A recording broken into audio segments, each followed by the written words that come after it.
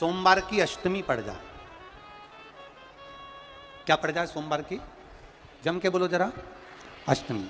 या तो सोमवार की अष्टमी पड़ जाए, या हर महीने शिवरात्रि आती है, हर महीने आती है, या तो सोमवार की अष्टमी पड़ जाए या फिर सोमवार की शिवरात्रि पड़ जाए, हर महीने आती है। प्रयास करना कहीं से देसी गाय का दूध मिल जाए,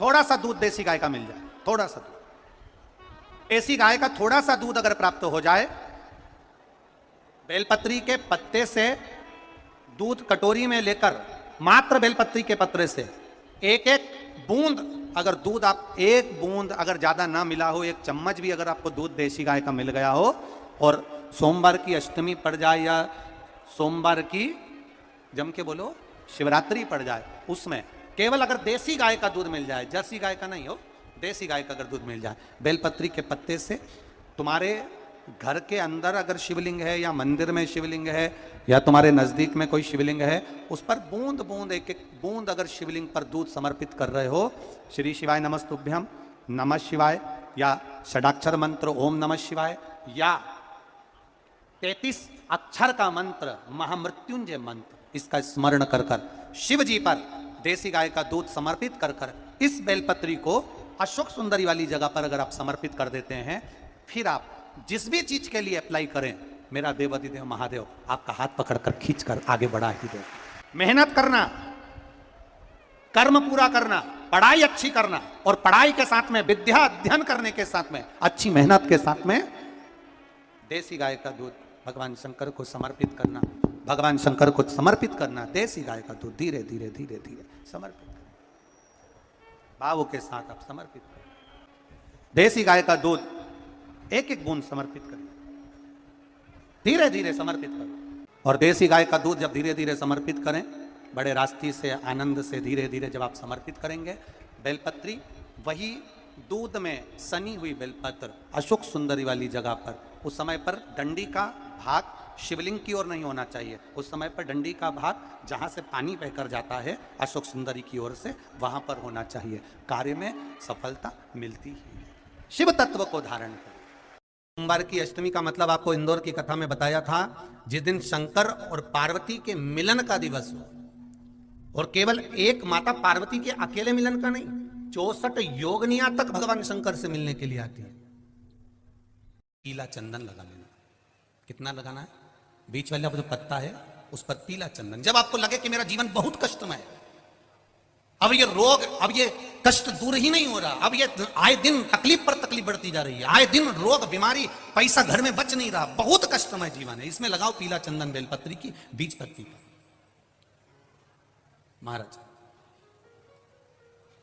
और बीज पत्ती पर जब चंदन लग जाए, लगने के बाद में ये दोनों पत्ती पर लाल चंदन लगा लीजिए। इन दोनों पत्ती के बीच में जो डंडी का भाग होता है, आपको कहा था, आपको स्मरण में होगा शायद, हमने जब बेलपत्री की महत्वता बताई थी तो उस बेलपत्री की महत्वता में कहा था ब्रह्मा विष्णु महेश ये 3 हैं, बोला था। बीच में ये बड़ी पत्ती से लेकर जो 2 पत्तियां होती हैं, इनके बीच में जो जगह बचती है, इसमें मां पार्वती के 64 योगनियां, मां पार्वती अपनी पूर्ण सिद्धि के साथ में जितनी भी देवी के स्वरूप हैं, वो माता 64 योगनियां देवी के स्वरूप में यहां पर विराजमान होती हैं। 2 पत्ती के नीचे से जो डंडी होती है नीचे तक, ये पूरी डंडी में 33 कोटि देवी देवताओं विराजमान होते हैं इस पूरी डंडी के अंदर। तो ये बीच वाली पत्ती है, ये जो बीच वाली पत्ती का जो भाग होता है, इस पत्ती के भाग में शहद का प्रयोग कर कर, यहां पीला चंदन, लाल चंदन, लाल चंदन, शहद का प्रयोग कर कर, इसी तरह से पकड़कर ये बेलपत्री की जो डंडी है वो अशोक सुंदरी पर जब आप समर्पित करें, तो जहां से जल बहता है उस ओर पर इस पत्ती को चढ़ाकर केवल आपके हृदय की बात कहकर देवाधिदेव महादेव से कोई भी शिव जी का मंत्र, पंचाक्षर नमः शिवाय, षडाक्षर ओम नमः शिवाय, श्री शिवाय नमस्तुभ्यम, या महामृत्युंजय मंत्र, जो शिव का मंत्र हो आपके पास में, उसको बोलते हुए देवाधिदेव महादेव को धीरे धीरे जल की धार चढ़ाना प्रारंभ करो। जल की धार जब पूर्ण होने लगे, उसमें थोड़ा जल बचे, तब अशोक सुंदरी पर जो तुमने बेलपत्र चढ़ाई है वहां उस जलधार को चढ़ा। ये प्रयोग आपको केवल सोमवार की अष्टमी पढ़ने पर ही करना है। कौन से दिन करेंगे? जम के बोलिए जरा। सोमवार की अष्टमी पढ़ने पर यह प्रयोग करें, और जल चढ़ाकर बाबा से विनती कर कर उसी बेलपत्र को वापस उठाकर कहीं जलाशय में या किसी पेड़ के नीचे विसर्जन कर दें और एक लोटा जल वहां भी चढ़ा दें। बस निवेदन कर कर आ जाइए, मेरा बाबा 3 माह के अंदर हाथ जरूर पकड़ेगा और आपको दलदल से बाहर निकाल देगा। हमें बताया था जिस दिन शंकर और पार्वती के मिलन का दिवस हो, और केवल एक माता पार्वती के अकेले मिलन का नहीं, 64 योगनिया तक भगवान शंकर से मिलने के लिए आती है। पीला चंदन लगा देना। कितना लगाना है?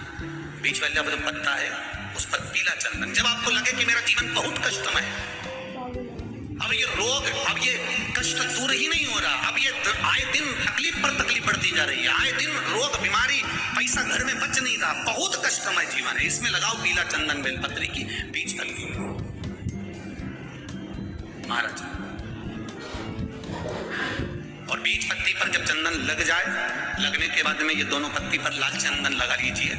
इन दोनों पत्ती के बीच में जो डंडी का भाग होता है, आपको कहा था, आपको स्मरण में होगा शायद, हमने जब बेलपत्री की महत्वता बताई थी तो उस बेलपत्री की महत्वता में कहा था ब्रह्मा विष्णु महेश ये 3 हैं, बोला था। बीच में ये बड़ी पत्ती से लेकर जो 2 पत्तियां होती हैं, इनके बीच में जो जगह बचती है, इसमें माँ पार्वती के 64 योगनिया, माँ पार्वती अपनी पूर्ण सिद्धि के साथ में जितनी भी देवी के स्वरूप हैं, वो माता 64 योगनिया देवी के स्वरूप में यहाँ पर विराजमान होती हैं। 2 पत्ती के नीचे से जो डंडी होती है नीचे तक, ये पूरी डंडी में 33 कोटि देवी देवताओं विराजमान होते हैं इस पूरी डंडी के अंदर। तो ये बीच वाली पत्ती है, ये जो बीच वाली पत्ती का जो भाग होता है, इस पत्ती के भाग में शहद का प्रयोग कर कर, यहाँ पीला चंदन, लाल चंदन, शहद का प्रयोग कर कर, इसी तरह से पकड़कर ये बेलपत्री की जो डंडी है वो अशोक सुंदरी पर जब आप समर्पित करें तो जहां से जल बहता है उस ओर पर इस पत्ती को चढ़ाकर केवल आपके हृदय की बात कहकर देवाधिदेव महादेव से कोई भी शिव जी का मंत्र, पंचाक्षर, नमः शिवाय, षडाक्षर, ओम नमः शिवाय, श्री शिवाय नमस्तुभ्यम, या महामृत्युंजय मंत्र, जो शिव का मंत्र हो आपके पास में, उसको बोलते हुए देवाधिदेव महादेव को धीरे धीरे जल की धार चढ़ाना प्रारंभ करो। जल की धार जब पूर्ण होने लगे, उसमें थोड़ा जल बचे, तब अशोक सुंदरी पर जो तुमने बेलपत्र चढ़ाई है वहां उस जलधार को चढ़ा। ये प्रयोग आपको केवल सोमवार की अष्टमी पढ़ने पर ही करना है। कौन से दिन करेंगे? जम के बोलिए जरा।